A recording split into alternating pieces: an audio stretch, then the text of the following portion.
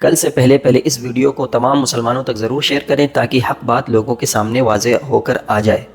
السلام علیکم ورحمۃ اللہ وبرکاتہ۔ 15 شعبان یعنی شب برات میں 3 قسم کے لوگ ہوتے ہیں۔ نمبر 1، افراط کرنے والے، یعنی کہ حد سے آگے بڑھ جانا، اور اتنا بڑھ جانا کہ وہ کام درست ہونے کے بجائے غلط ہو جائے اور نقصان دہ ثابت ہو جائے۔ تو شب برات میں کچھ ایسے لوگ ہوتے ہیں جو خرافات کو پروموٹ کرتے ہیں اور اسی طرح کچھ خاص عبادتیں گھڑ لیتے ہیں، جیسے کہ اتنی رکعت نفل پڑھنی ہے، مثال کے طور پر 4 رکعت نفل پڑھنی ہے، ہر رکعت میں قل هو اللہ احد پڑھنا ہے، یہ شب برات کی عبادت ہے، شب برات کی یہ خاص عبادتیں ہیں، اس طرح کی اور بھی خرافات کو گڑھ لیتے ہیں، تو یہ افراط میں شامل ہوں گے، تو ان کا شمار بدعات میں ہوگا۔ یہاں ایک بات سمجھنے کی ضرورت ہے کہ ایک ہوتا ہے احداث للدین، ایک ہوتا ہے احداث فی الدین۔ احداث للدین یعنی کہ کوئی نئی چیز کا استعمال کرنا دین کے لیے۔ مثال کے طور پر یہ موبائل ہے، ٹھیک ہے، اب میں اس موبائل کے ذریعے سے شریعت یعنی دین کو سیکھوں یا سکھاؤں تو یہ احداث للدین میں شمار ہوگا، یہ بدعت نہیں ہے، جبکہ یہ اللہ کے نبی صلی اللہ علیہ وسلم کے زمانے میں نہیں تھی، لیکن پھر بھی اس کا استعمال کیا جاتا ہے دین کو سیکھنے کے لیے بھی اور دین کو سکھانے کے لیے بھی، تو یہ احداث للدین۔ اور ایک ہوتا ہے احداث فی الدین، یعنی شریعت میں نئی چیز کا ایجاد کرنا، تو اسے کہا جاتا ہے بدعت۔ مثال کے طور پر یہ جو چراغاں اور نئے خرافات جو ہر سال لائے جاتے ہیں شب برات کے موقع پر، جیسے کہ مخصوص عبادات وغیرہ، تو یہ شریعت سمجھ کر کیا جاتا ہے، تو یہ احداث فی الدین ہے، یعنی دین میں نئی چیز کا ایجاد کرنا، دین میں نئی چیز کو شامل کرنا، اور یہی بدعت کہلاتا ہے۔ نمبر 2، تفرید کرنے والے، یعنی کچھ ایسے لوگ بھی ہوتے ہیں جو زیادتی تو نہیں کرتے ہیں لیکن کمی کر دیتے ہیں، یعنی 15 شعبان کی جو شب ہے یعنی شب برات، اس کا سرے سے انکار کر دیتے ہیں، کہتے ہیں یہ رات بذات خود ایک بدعت ہے، اس کا شریعت سے کوئی ثبوت نہیں ہے۔ تو یہ دونوں باتیں بالکل بھی قرآن و سنت کے خلاف ہیں، قرآن و سنت سے ان کا لینا دینا نہیں ہے، نہ افراد کرنے والوں کی باتیں قرآن و سنت سے ثابت ہیں، نہ ہی تفرید کرنے والوں کی۔ اب بچے تیسرے نمبر والے، یہ ایسے لوگ ہوتے ہیں نہ افراد کرتے ہیں نہ ہی تفرید کرتے ہیں، بلکہ یہ اعتدال والے ہوتے ہیں، یعنی درمیانے مزاج کے ہوتے ہیں، نہ وہ خرافات کرتے ہیں نہ ہی وہ اس رات کا انکار کرتے ہیں، اور یہی حقیقت ہے جو قرآن و سنت سے ثابت ہے۔ لہذا اس رات کی فضیلت اللہ کے نبی صلی اللہ علیہ وسلم کی حدیث سے، صحیح حدیث سے ثابت ہے۔ اللہ کے نبی صلی اللہ علیہ وسلم کی حدیث کا مفہوم ہے اللہ تبارک و تعالیٰ اس رات کو مخلوق کی طرف خاص توجہ فرماتے ہیں اور بہت سے بندوں کی مغفرت بھی فرماتے ہیں، سوائے ان لوگوں کے جو شرک کرتے ہوں یا جو کینہ کپٹ رکھنے والے ہوں۔ پھر ہم نے دیکھا کہ صحابہ، تابعین، تبع تابعین، ہر کوئی اس رات کے فضیلت کے قائل تھے۔ پھر جب ہم چاروں فقہی مذاہب یعنی احناف، حنابلہ، مالکیہ اور شوافع، اگر ہم ان سب کو بھی دیکھیں تو ان میں سے ہر کوئی اس رات کی فضیلت کا قائل ہے، اور بات یہاں ختم نہیں ہوتی، بلکہ کچھ ایسے لوگ جو سلف کے پیروی کا دعویٰ کرتے ہیں، یعنی مروجہ اہل حدیث حضرات، ان کے بڑے بڑے علماء نے بھی اس رات کی فضیلت کا انکار نہیں کیا ہے، بلکہ اس رات کی فضیلت کے وہ بھی قائل تھے۔ سلف کی پیروی کا مطلب یہ نہیں کہ ہم دعویٰ کریں سلف کی پیروی کا اور عمل ان کے خلاف کریں، یہ کہاں کا انصاف ہے۔ سب سے پہلے ہم اللہ کے نبی صلی اللہ علیہ وسلم کی حدیث کو لیتے ہیں، صحیح حدیثیں ہیں، تقریباً میں 16 حدیثیں آپ کو پیش کرتا ہوں ترتیب وار۔ اس رات کی فضیلت کو سرے سے رد کر دینا، ختم کر دینا اور بدعت کہہ دینا، یہ سراسر ناانصافی اور جھوٹ اور بہتان اور کذب ہے۔ حضرت معاذ بن جبل رضی اللہ تعالیٰ عنہ روایت کرتے ہیں کہ رسول اللہ صلی اللہ علیہ وسلم نے فرمایا، اللہ تعالیٰ 15ویں شعبان کی رات اپنی پوری مخلوق کی طرف خاص توجہ فرماتا ہے اور سب کو معاف فرما دیتا ہے، سوائے اس شخص کے جو اس کے ساتھ شرک کرتا ہو، اور اس شخص کے جس کے دل میں کینہ اور عداوت یعنی دشمنی ہو۔ یہ حدیث بالکل صحیح ہے، شیخ البانی نے اسے صحیح قرار دیا، اور ایک سلفی عالم شیخ عبد المجید سلفی، انہوں نے اس کے تمام راوی کو ثقہ کہا ہے، اسی طرح امام ابن حبان نے، اسی طرح علامہ عراقی نے اسے حسن قرار دیا ہے، امام حیثمی نے اس کے تمام راویوں کو قابل اعتماد قرار دیا ہے، اور امام ابن رجب رحمۃ اللہ علیہ نے فرمایا کہ ابن حبان نے اسے صحیح قرار دیا ہے اور اعتماد کے لیے یہی کافی ہے۔ اسی طرح اور بھی بہت سے محدثین نے اسے صحیح قرار دیا ہے، پتہ یہ چلا کہ یہ روایت بالکل صحیح سند سے ثابت ہے۔ لیکن کچھ لوگ یہاں اعتراض کرتے ہیں اور تنقید کرتے ہیں کہ اس کے راوی امام مکحول رحمۃ اللہ علیہ ہیں جو مدلس ہیں، انہیں معلوم ہونا چاہیے کہ ان کے اپنے سلفی اہل حدیث علماء،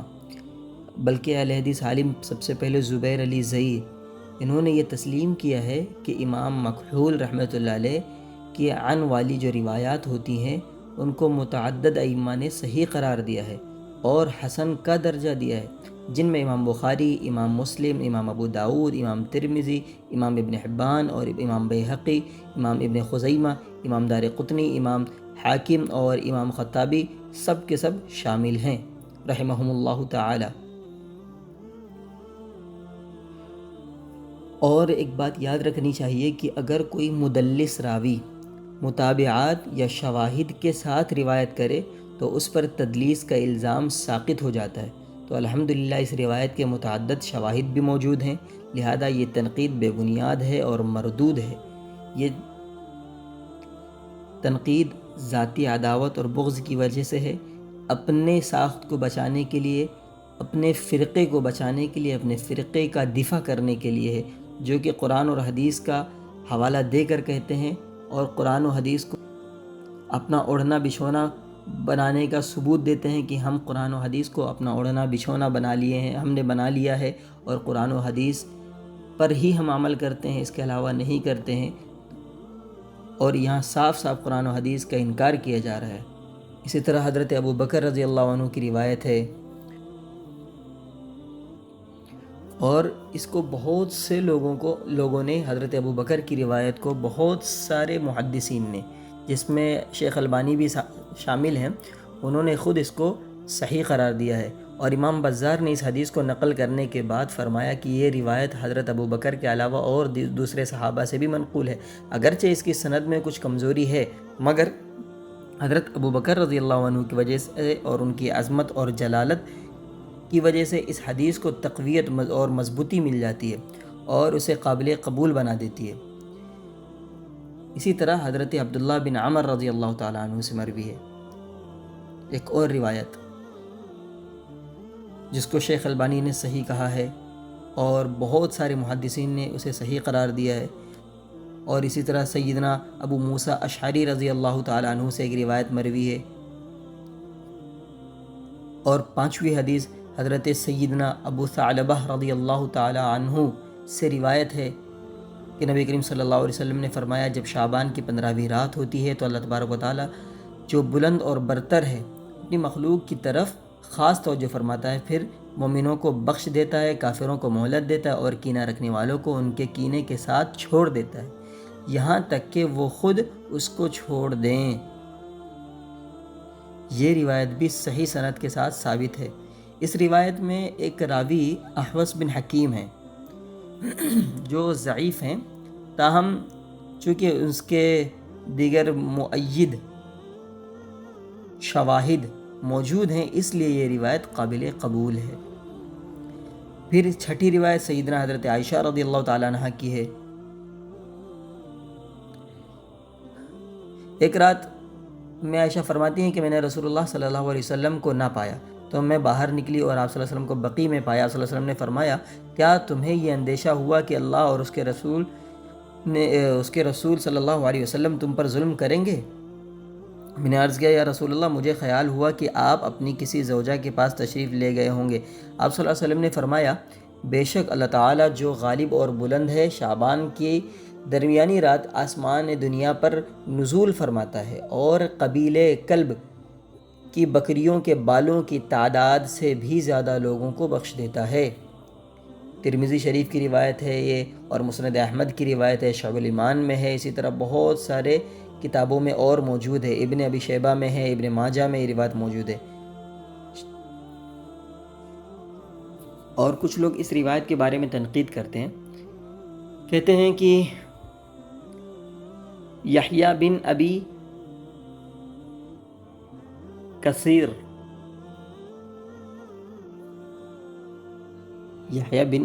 جو راوی ہیں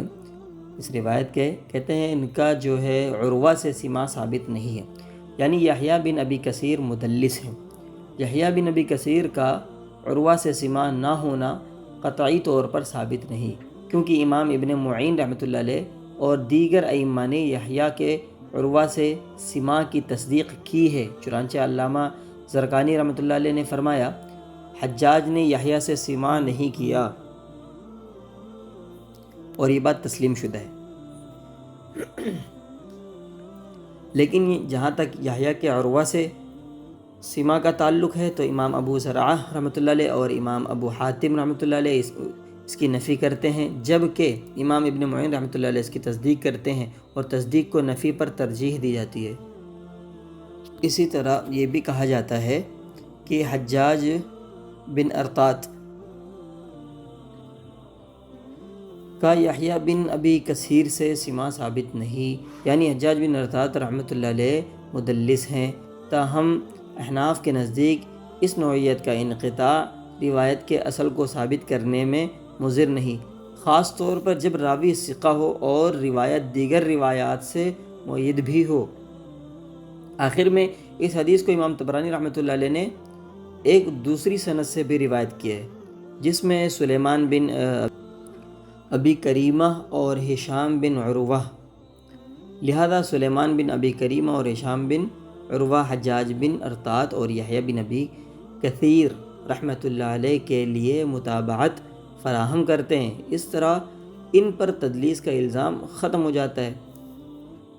اور یہ جو روایت ہے یہ قابل قبول ٹھہرتی ہے۔ اب مزید یہ کہ یہ حدیث دیگر شواہد کی بنا پر مزید قوت بھی اس حدیث کو حاصل ہو جاتا ہے، تو یہ اعتراض بھی بلا وجہ ہے، پتہ چلا کہ روایت بھی حسن درجے تک پہنچ جاتی ہے۔ پھر اسی طرح 7ویں حدیث سیدنا ابو ہریرہ رضی اللہ تعالیٰ عنہ سے ہے، اور 8ویں حدیث سیدنا عوف بن مالک رضی اللہ عنہ سے ہے، 9ویں حدیث سیدنا علی بن ابی طالب رضی اللہ عنہ سے ہے، اور 10ویں حدیث کثیر بن مرہ سے ہے جو کہ تابعی ہیں۔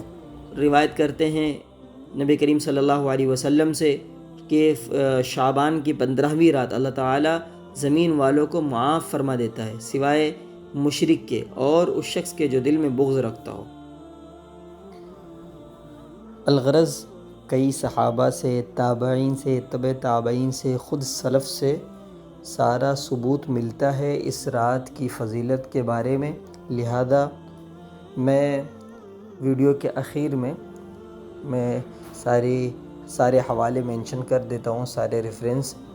ویڈیو لمبی ہو جائے گی، اس وجہ سے سارے ریفرنس میں لکھ کر مینشن کر دیتا ہوں، اور کچھ ریفرنس انشاءاللہ ڈسکرپشن میں مینشن کر دیا جائے گا۔ جزاکم اللہ خیرہ۔ السلام علیکم ورحمۃ اللہ وبرکاتہ۔